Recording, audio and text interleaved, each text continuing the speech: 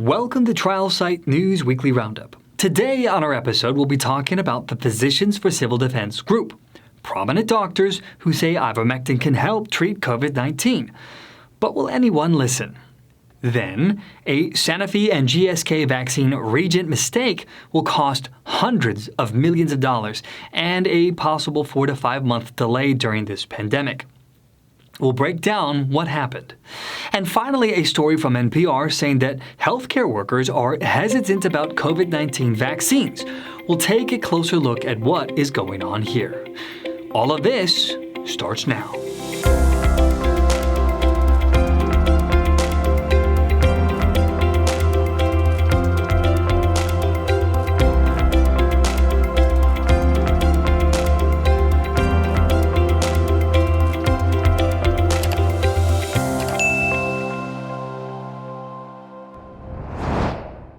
So there is a group calling itself Physicians for Civil Defense. As it turns out, this group of physicians we here at TrialSite News happen to know pretty well. In fact, they include Dr. Jean-Jacques Rajter of Fort Lauderdale, Florida, co-principal investigator and author of the ICON study evidencing the efficacy and safety of ivermectin as a treatment for COVID-19.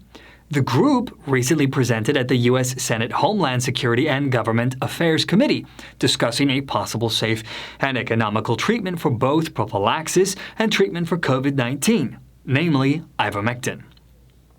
Now, this physician-based group shared with the world that there is most certainly sufficient data now to at least publicly fund a ivermectin-based trial to test for both prophylaxis and treatment of COVID-19.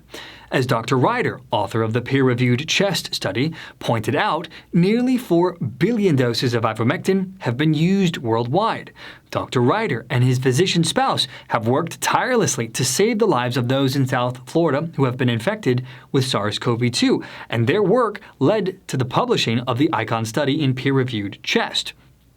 Now, this group has also undertaken a meta-analysis of 21 studies that demonstrate that ivermectin has considerable benefits in treatment for those in the early stages of the disease. So the question then is, why has there been no large randomized ivermectin trial? Well, Dr. Rajter reported that the reason is fairly simple and straightforward. It is extremely difficult to obtain any funding. This despite the fact that over $12 billion of U.S. taxpayer dollars have gone to vaccines and a few highly investigational monoclonal antibody candidates. Now, both Dr. Rajter and Dr. Pierre Corey, who is not a member of the Physicians for Civil Defense, but associated with another group known as the Frontline COVID-19 Critical Care Alliance of St. Luke's Aurora Medical Center, argue that when it comes to ivermectin, it's safe, well known as a drug, and the data is now overwhelmingly positive that the FDA-approved antiparasitic drug inhibits COVID-19. Now, of course, more research needs to be done. That's all the good doctors are calling for. Unfortunately, Physicians for Civil Defense are now truly discovering what TrialSite News has known for quite some time, that the government research agency has no interest in subsidizing a study for ivermectin. Which begs the question, why not? After all, there is plenty of data now that demonstrates real potential. And as an example of the hurdles that stand in the way, in the recent Senate committee hearing that we covered in our Beyond the Roundup episode on Saturday, a number of senators decided to not even appear at the hearing. And, of course, as we reported, Senator Gary Peters, ranking member from Michigan, even went so far as to accuse the witnesses of attacking science before any of the doctors had a chance to say a word. And then he bolted from the meeting. His actions were appalling and certainly raised a number of eyebrows. The way forward certainly seems uphill. And of course, we here at TrialSite News will continue to keep you posted on this story as it develops. For our next story on the Weekly Roundup, we're going to talk about an incredibly costly mistake that will delay the Sanofi and GlaxoSmithKline PLC COVID-19 vaccine by several months, complicating plans by developed economies in America and Europe for greater numbers of inoculations. Due to mishaps with manufacturing processes, volunteers in studies were administered lower doses than the clinical trial protocol directed. And so, according to Sanofi, the team will have to reformulate the vaccine and go through the process of needing to restart the clinical trials in February of 2021. Now, this leads to an incredibly disappointing reality measured not only in enormous costs, but also an adverse impact on the mission to combat COVID-19. Initially, thinking the two companies could have a regulatory-approved product by the first half of 2021, they now estimate the last quarter of 2021, about a year from now. Both of these European pharmaceutical companies received $2.1 billion of U.S. taxpayer money from Operation Warp Speed in a bid to accelerate the testing, production, and ultimate distribution of this vaccine candidate. Now, the industry sponsors had already treated volunteers with the investigational product. Again, unbeknownst to the pharmaceutical companies, volunteers were not receiving the appropriately manufactured vaccine. Interestingly, the candidate appeared to generate positive results for the age group of 18 to 49. However, for the vulnerable cohort aged 50 and above, the flawed investigational product led to an overall inadequate immune reaction. This kind of thing shouldn't be happening. We'll keep you posted on the story as it continues to develop. Now, for our final story of the episode, we're going to talk about an article from the National Public Radio, or NPR, which said that some healthcare workers are wary of getting COVID-19 vaccines.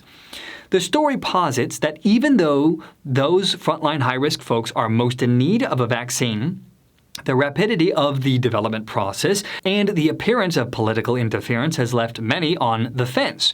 A large number of these healthcare workers have been expressing hesitancy about receiving COVID-19 vaccines, and the CDC has made dealing with this uncertainty a priority.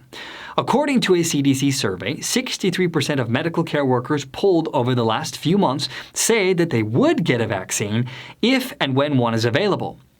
Now, Kaida Thompson, family physician in El Paso, Texas, said that I'm really hesitant about the vaccine.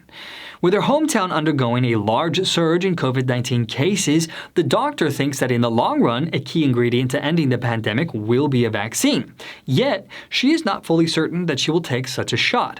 Now, according to pulmonologist Mehta, chair of Colorado's COVID-19 Vaccine Allocation Committee, he said that the vaccine hesitancy in his population was unexpected.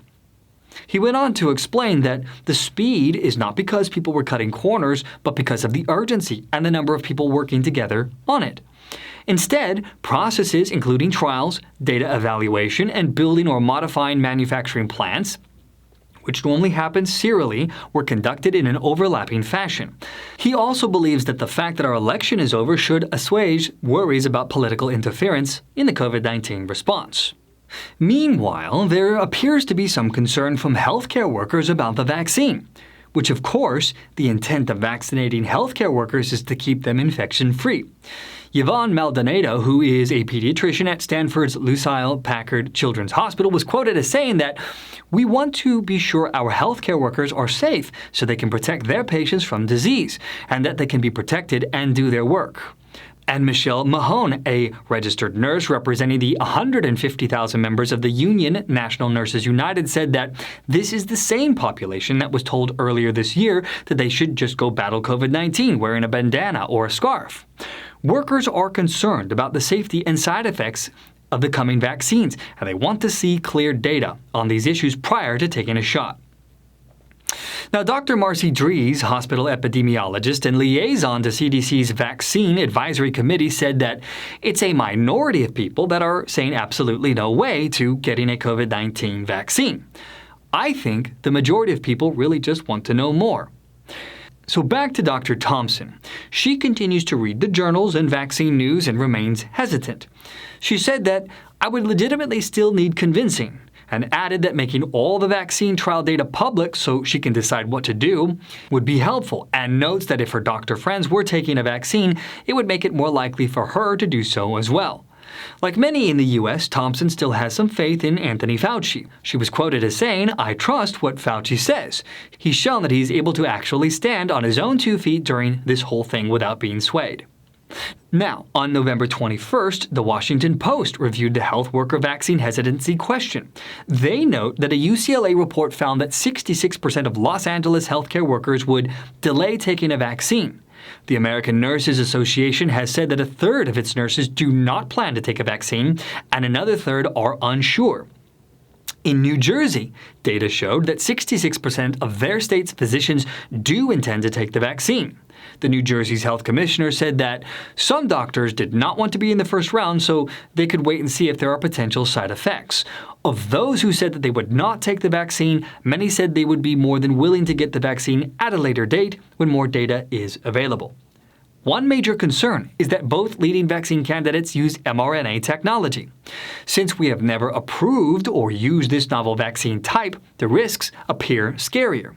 However, Howard Koh, a professor of public health at Harvard and a former assistant secretary of health under Obama, noted that health workers needed to learn to be confident about the mRNA method so that they can convey that confidence to the public. He said that a doctor who can't commit to a vaccine personally may find it difficult, if not impossible, to advise their patients to do so.